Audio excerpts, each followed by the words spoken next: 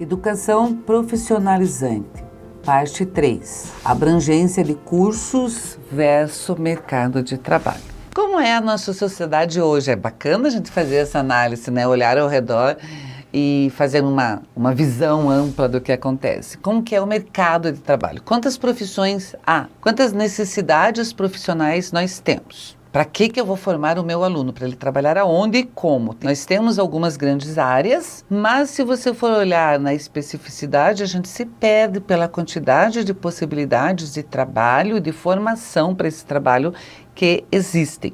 A escola, a educação tem que dar conta disso, pela diversidade de ofertas e de procura que existe. Então nós precisamos ficar atento e tentar equilibrar essa balança tendo essas visões. A educação profissional versus o mercado de trabalho. Na educação profissional, a gente busca a formação da equipe trabalhadora. E nós queremos trabalhador com informação, não só uma mão de obra. A gente quer uma mão de obra com intelecto, com pensamento e com críticas. Mas a gente não é ingênuo de achar que no mercado de trabalho não há busca do lucro. As relações são comerciais e buscam seu lucro. Eles têm áreas de atuação e ações produtivas. Esses elementos estão postos para a gente discutir. Muitas vezes o pensamento da escola diferencia do pensamento do mercado de trabalho, porque a escola precisa criar pessoas pensantes, críticas e que transformem a sociedade. E a sociedade que nós estamos, elas são controladas, dominadas, dirigidas por pessoas que têm o poder.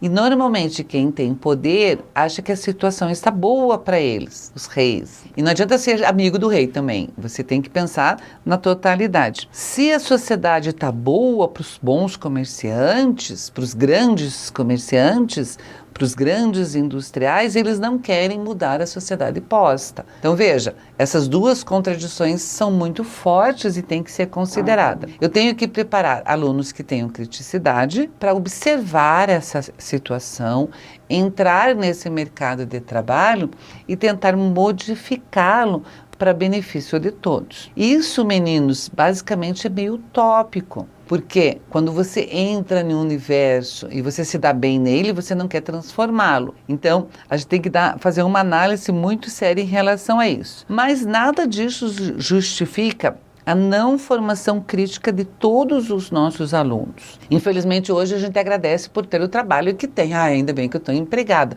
Mas a ideia não é essa. A ideia é ser capaz de produzir bem e fazer com que o mercado econômico, financeiro e principalmente social caminhe bem. Nós estamos percebendo na atualidade do nosso país que poucos são as pessoas que acham que a sociedade que está aí está boa. A ideia de mudança, ela parece ser cada vez maior.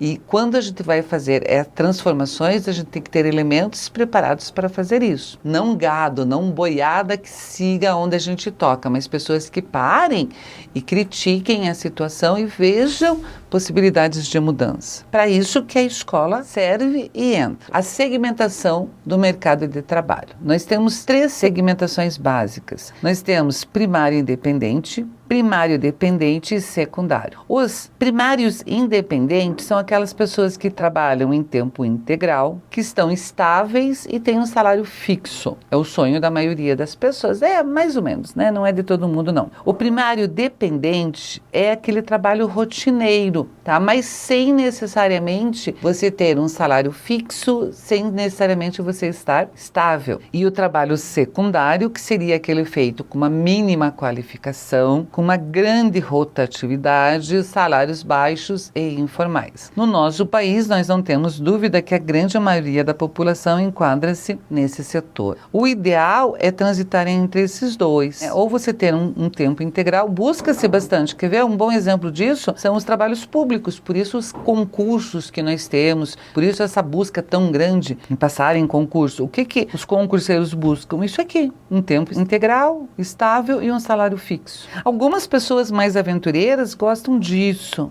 mas infelizmente o que acontece em nosso país, para nossa grande população, a maioria é isso daqui. Tendo consciência desses processos, a gente percebe realmente qual é o papel da escola em todo esse cenário. Então, a gente tem realmente que dar condições para os alunos escolherem se eles querem ter trabalho fixo e escolher isso e construir isso para ele, né? Não ter estudado ou ganho, qualquer coisa nesse sentido. Existe um catálogo nacional de cursos técnicos que tem o seu eixo tecnológico, a gente chama de CNCT, que desenvolve algumas situações. Vejam, o que eles propõem que sejam desenvolvidos? Cursos voltados para ambientes de saúde, cursos voltados para o desenvolvimento educacional e social, cursos voltados para informação e comunicação, produção cultural e designer, recursos naturais, controle de processos industriais, gestão de negócios, infraestrutura militar, produção industrial, segurança, turismo, hospitalidade e lazer.